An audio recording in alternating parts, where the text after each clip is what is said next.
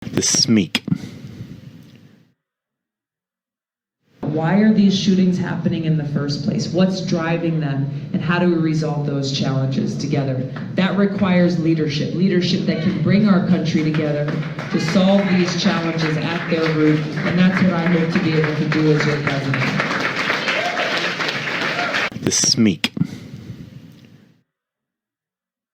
I want to take Keating, Potts, Bronner on comms.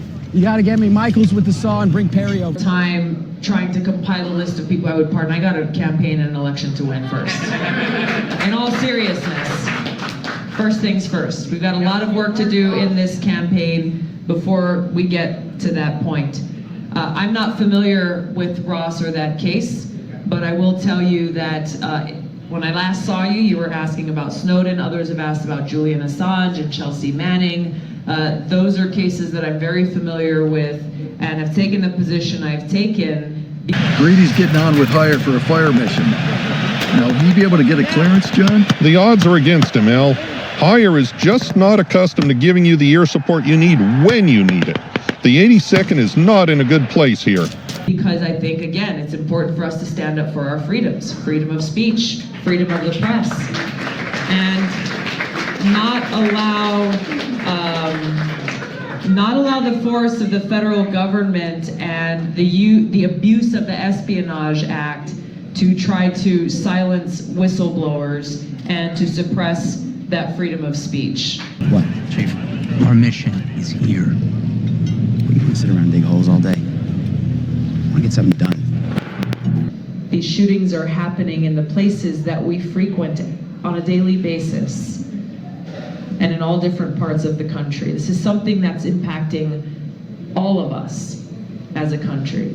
And that's why it's so important that we overcome these divides and actually be able to do something about it, recognizing that this is about all of our lives.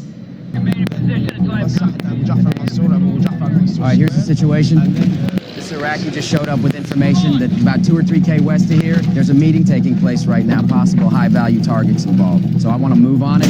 It's not just about one group or another, and I think this is the problem as we look at, okay, well, where is this divisiveness coming from? It's really coming from, on one side you have people who say that there should be no regulations or restrictions whatsoever. In the first car, I want to take the Iraqi guy, Freddie. Keating, you're going to drive. I'll ride shotgun. Potts, you're in the back, covering Freddie the entire time. The rest of you guys are going to roll in the pickup truck. On their ability to own any kind of gun. And on the other side, you have the other extreme saying, well, we think that we should, some people think that they should repeal the Second Amendment and not allow anyone to own any guns. Any questions? Hey, Chief, how do we know this guy's leading us into a fucking ambush? We don't. Get your fucking game face on. People think that they should repeal the Second Amendment and not allow anyone to own any guns. So you have these things on both extremes, but where the vast majority of the American people are, we recognize that upholding and protecting our Second Amendment rights does not conflict with wanting to bring about sensible gun safety reforms. If you look at what it says in the Constitution, it talks about a well-regulated militia. He explains the situation. All right, here's the situation. This Iraqi just showed up with information that about 2 or 3K west of here, there's a meeting taking place right now, possible high-value targets involved. In one sentence, he gives the commander's intent, the mission. So I want to move on it. In the Constitution, it talks about a well-regulated militia. It doesn't talk about an unregulated militia. He explains the execution and the administration. So once again, this, like so many other issues, we have the opportunity to bridge these divides. He asks if there are any questions and deals with them robustly.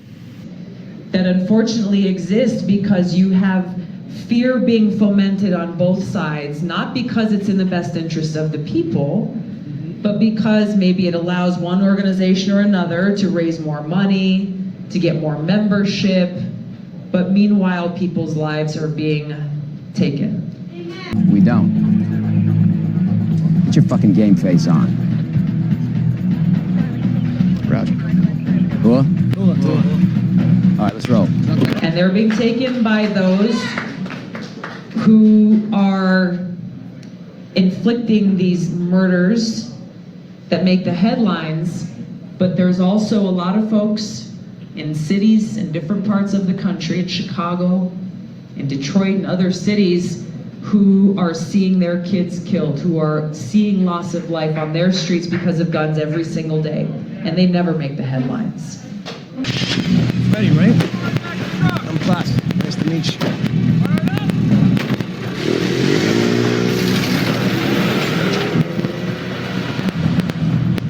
There's a deeper issue here that we've got to resolve. Passing sensible legislation like universal background checks, red flag laws, and others are necessary, and I support the passage of those legislation, those bills, and as president I would sign them into law. But I think we've also got to deal with the deeper issue here of bridging those divides and figuring out.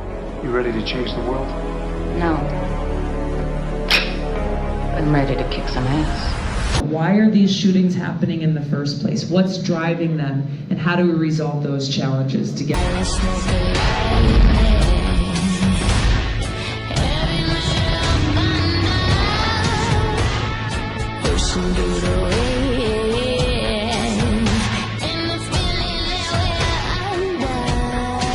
Why are these shootings happening in the first place? What's driving them? And how do we resolve those challenges together? That requires leadership. Leadership that can bring our country together to solve these challenges at their root. And that's what I hope to be able to do as your president. The strength of a raging fire.